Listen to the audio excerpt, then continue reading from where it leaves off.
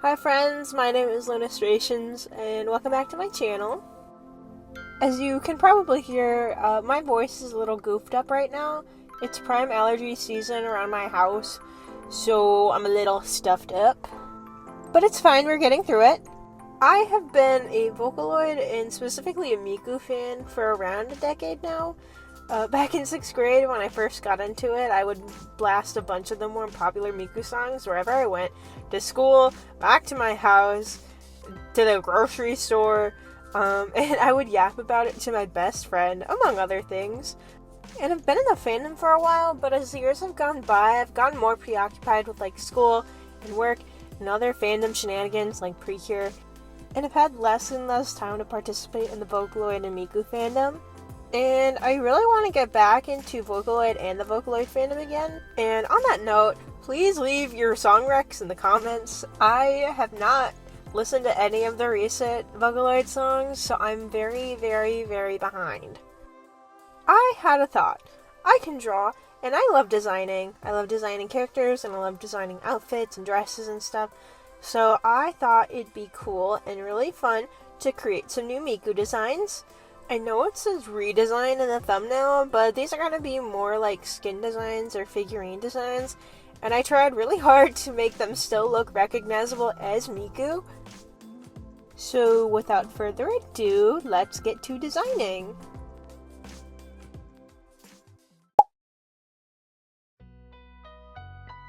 The first design I'll be going over in this video is titled Cotton Candy Smiles and Laughs Miku.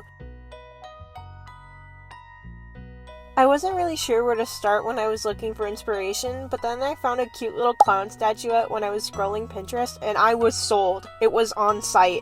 So I designed a clown Miku. I wanted to play with some geometric shapes and a primary color palette. I used a polka dot pattern for one side of the outfit and a solid baby blue for the other half, and I used some pale yellow triangles to break the design up a little bit.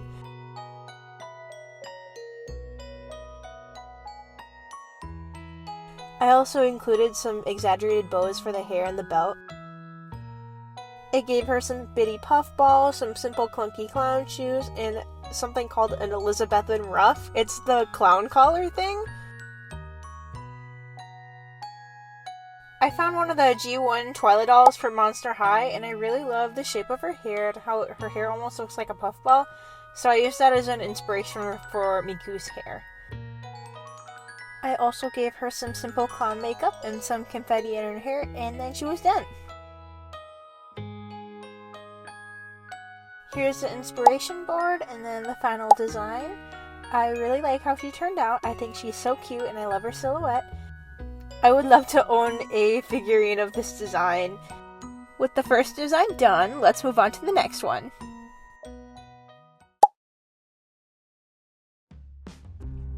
I'll be going over my admittedly least favorite design next, which is titled Verdant Garden Miku. I think she's probably my least favorite because she feels the least like Miku. When I think of Miku, I think of an absolute diva.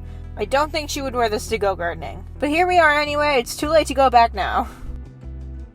When I was looking for inspiration, I was looking for practicality and functionality over aesthetics, which doesn't necessarily make for a good Miku design.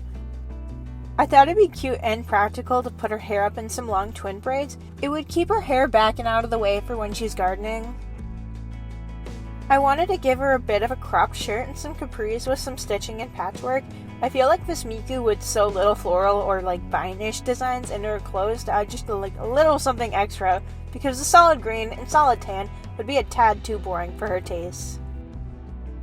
During my planning phase, I gave her a gardening smock and a little hat, but I thought the hat didn't really suit her all that well, and the smock would cover up the embroidery on her shirt and pants, so I took them away. Though, in hindsight, I probably could have included the embroidery on the smock itself, but it's too late now, not going back.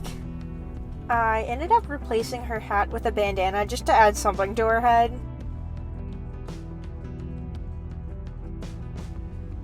For this design, I thought it'd be nice to pick a flower to use as a motif, and I picked the frangipani since I thought that the pale yellow would look nice with some vibrant greens and navy blues.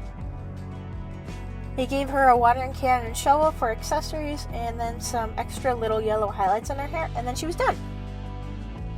Here's the inspiration board for this design, and here's the final look. I think it's cute enough, but it's still definitely my least favorite. And with that, it's time for the last design. The final design for this video is probably the hardest to design, but also the most rewarding, and it's called Passionate Outing Miku. I started this design wanting to make her kind of like Cupid inspired. I wanted to include lots of hearts and Valentine's imagery and wings, and I wanted to give her an almost like standoffish demeanor to kind of juxtaposition.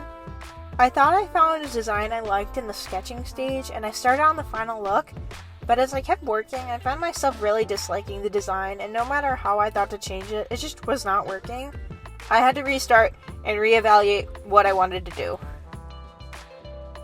For the new look, I decided to design her a shorter and more form-fitting party dress instead of the fuller dress that I was going to go with originally.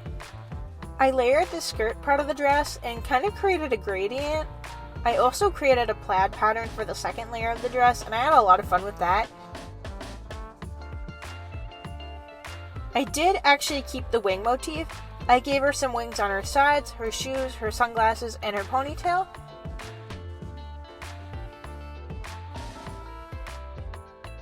I also included some gold throughout the design to kind of act as an accent, and I tried to create some heart shapes in her hair.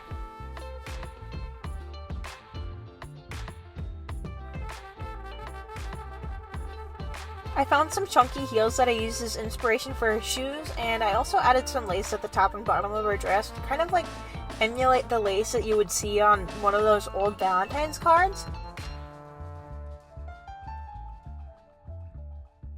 And I gave her some red and gold highlights in her hair, and then I finished the design. Here's the inspiration board and then the final design. Even though I was on the struggle bus with this design, I think she's my favorite, and I think she's the design I had the most success with. She's so pretty and so fun, and I'm proud of myself for not giving up on the idea because I was very close to. Here's all 3 designs lined up.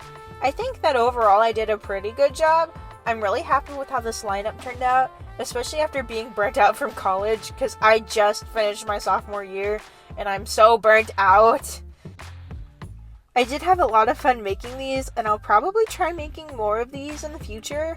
If you have thoughts on any of my designs today, let me know in the comments. I'd love to hear about it. And thank you for the support on my first video. I'm home for the summer now, so I should hopefully be able to post more. And I really hope you enjoyed this video. I had a lot of fun making it, and I will see you guys next time. Bye!